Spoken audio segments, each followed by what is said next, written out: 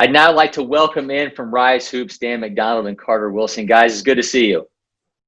Good to see you too. Thanks for having us, Cory.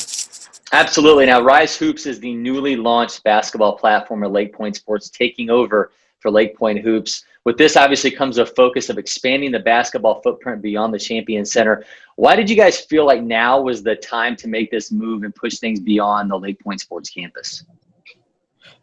I mean, it's been a long run here over the last couple of years. I mean, just the growth that we've seen throughout the events that we've been holding, both from a quantity and a quality standpoint.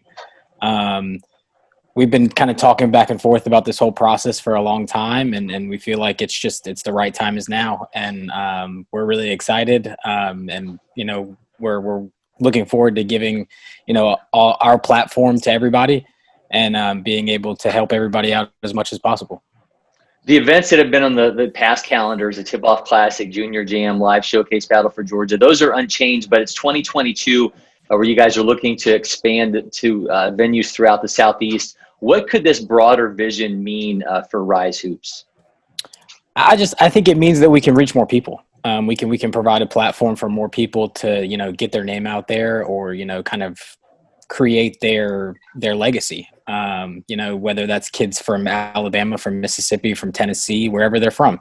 We've had a little bit of that with LakePoint Hoops, but this is a chance for us to kind of expand that even further and reach more people. Dan, you're obviously somebody who has been involved with Rivals and coverage of high school hoops for a while now in the recruiting process. What does this kind of platform mean for these kids to just get that much more exposure? Yeah, so I would say the biggest thing is like college coaches in general are always looking for, information on players, right? So by taking this to where we can, like Carter said, go west towards Alabama, Mississippi, or Florida, Tennessee, it just, like Carter nailed it. Like it just gives more kids a chance to get seen. And I think with coaches being so familiar with LakePoint, because all the events we have at LakePoint now, they're always looking for stuff at LakePoint. So it's just, I think we naturally have a pretty big platform. So it's only right for us to kind of try to expand that and do what we can to reach as many people as possible. And case in point with expanding the coverage, I mean, Carter, you were on hand for On the Radar Tip-Off Classic this past weekend. A notebook is up now on RYZEHoops.com. Give me one big takeaway that you had from this past weekend as the high school season officially got underway.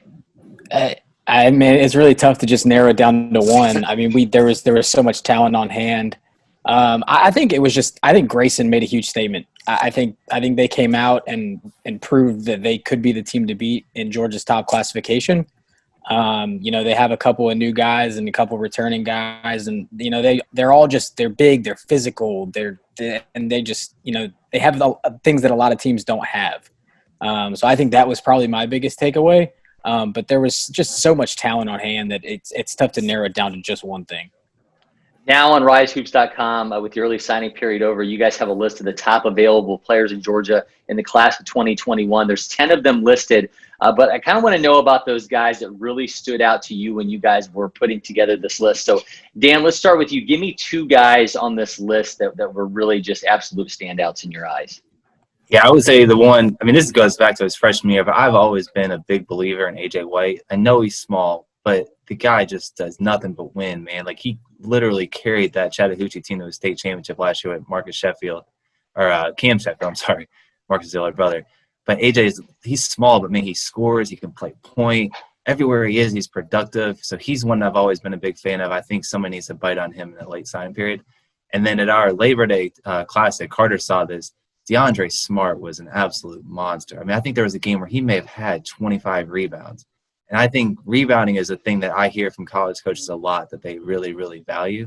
And aside from that, he's just a good player. He can score. He can hit mid-range jumpers. I'm sure he can expand that to be able to hit three-pointers at some pace. And he's just a big, strong, physical dude. So I think he's a guy that has a lot of value. And it never helps when you have a kid that I think he's got a 4.0 or higher in classroom. So those are two that really stand out to me. Carter, give me a couple guys off this list. I've raved about Travis Harper down in Columbus at St. Anne Pacelli. He played with Team Georgia Magic on the travel circuit and just came in and did everything offensively.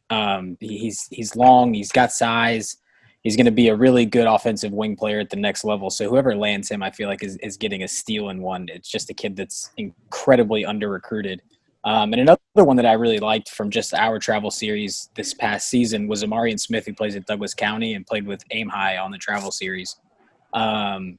A little bit undersized. He's only about 6'5" as a forward, but I don't know how many times I can count that we've seen those undersized guys go to the next level and just be absolutely productive. And he's going to be one of those guys. I think he's one of the best rebounders in the state, and I think he's just going to be incredibly productive at the next level.